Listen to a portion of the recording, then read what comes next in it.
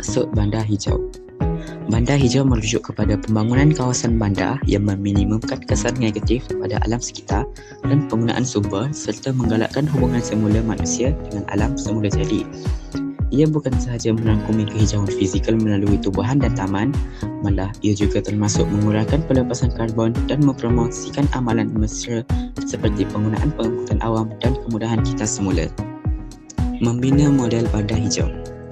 Model bandar hijau ini dibina untuk mempraktikkan amalan kita semula dan penggunaan sumber tenaga semula jadi. Model ini telah dibina dengan menggunakan bahan kita semula seperti kotak terpakai, kertas, lidi serta papan lapis terpakai. Model bandar hijau ini dilengkapi dengan kawasan pertempatan, kawasan perindustrian, pusat rawatan air, stesen jana kuasa elektrik, pusat kita semula, kawasan pertanian, sistem pengangkutan awam serta hutan simpan kekal. Bentuk muka bumi bagi model bandar hijau ialah tanah pamah dan pinggir laut. Ciri pandang darat fizikal model ialah pantai, sungai, hutan dan pokok. Ciri pandang darat budaya pula ialah jalan raya, pertempatan, ladang padi, jambatan dan kilang. Pola pertempatan bagi model bandar ialah pertempatan berpusat di tengah bandar. Jenis kegiatan ekonomi penduduk ialah sektor primer dan sektor sekunder. Sektor primer ialah pertanian, perikanan dan penternakan. Sektor sekunder pula ialah pengangkutan, pelancongan, pendidikan dan perdagangan. Penggunaan teknologi hijau di dalam model. Model bandar hijau ini dilengkapi dengan penggunaan tenaga boleh baharu. Tenaga boleh baharu ialah tenaga yang dihasilkan daripada sumber yang boleh diperbaharui yang tidak akan habis lagi ada sumbernya. Antara tenaga yang digunakan dalam model ialah tenaga angin, tenaga suria dan tenaga biogesim. Tenaga boleh baharu. Tenaga suria. Setiap blok pertempatan dilengkapi dengan panel solar untuk menjana tenaga dengan sendiri. Terdapat juga panel solar di kawasan perindustrian bagi mengurangkan penggunaan tenaga tidak boleh diperbaharui. Tenaga angin. Kawasan di pinggir pantai dan di atas bukit dilengkapi dengan kincir angin.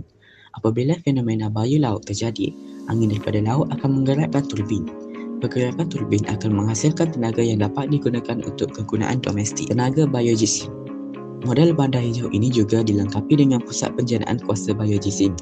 Biogesim ialah sumber tenaga yang datang daripada bahan organik seperti kayu, sisa pertanian, tumbuhan dan najis ternakan. Bahan ini diproses untuk menghasilkan biogas yang boleh digunakan untuk memasak atau menjana elektrik. Amalan hijau dalam model. Model bandar hijau ini dibina untuk mempraktikkan amalan hijau. Antara amalan hijau yang terdapat di dalam model ialah kita semula, penggunaan tenaga boleh baharu, tadahan air hujan, penggunaan pengangkutan awam, pewartaan hutan simpan dan rawatan semula air. Kita semula. Bandar ini dilengkapi dengan pusat kita semula. Setiap bangunan pertempatan dilengkapi dengan tong sampah kita semula. Tong sampah ini akan dikutip setiap minggu oleh syarikat pengendali. Amalan ini dapat mengurangkan jumlah sampah di tapak pelupusan dan menjimatkan sumber semula jadi. Pengangkutan awam. Bandar ini juga dilengkapi dengan sistem pengangkutan awam seperti bas, teksi dan tren. Penggunaan pengangkutan awam dapat mengurangkan jumlah kenderaan persendirian di atas jalan raya. Amalan ini dapat mengurangkan pencemaran udara dan kesesakan lalu lintas. Tenaga boleh baharu. Bandar ini menggunakan tenaga boleh baharu seperti tenaga suria, tenaga angin serta tenaga biogesim.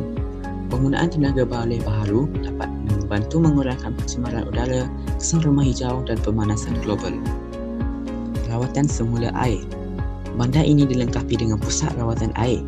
Air kumbahan dari setiap bangunan pertempatan akan melalui sistem pepaipan bawah tanah yang khas menuju ke pusat rawatan air untuk dirawat.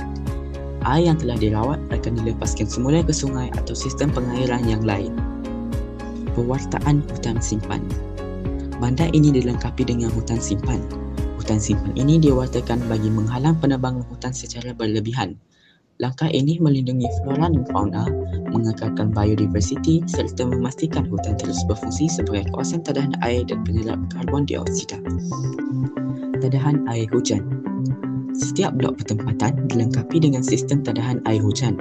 Air hujan yang dikumpul akan melalui sistem pipelipan yang khas yang akan mengumpul semua air tadahan hujan. Sumber air ini akan digunakan untuk kegunaan domestik seperti untuk menyiram pokok atau membersihkan jalan raya. Kepentingan penggunaan tenaga boleh baharu dan amalan hijau. Penggunaan tenaga boleh baharu. Pertama, mengurangkan penggunaan tenaga tidak boleh diperbaharui. Kedua, mengurangkan pencemaran alam sekitar. Ketiga, menjamin tenaga yang berterusan. Amalan hijau. 1. Mengekalkan kelestarian alam. Kedua, meningkatkan kualiti hidup masyarakat. Ketiga, mengekalkan keseimbangan ekosistem.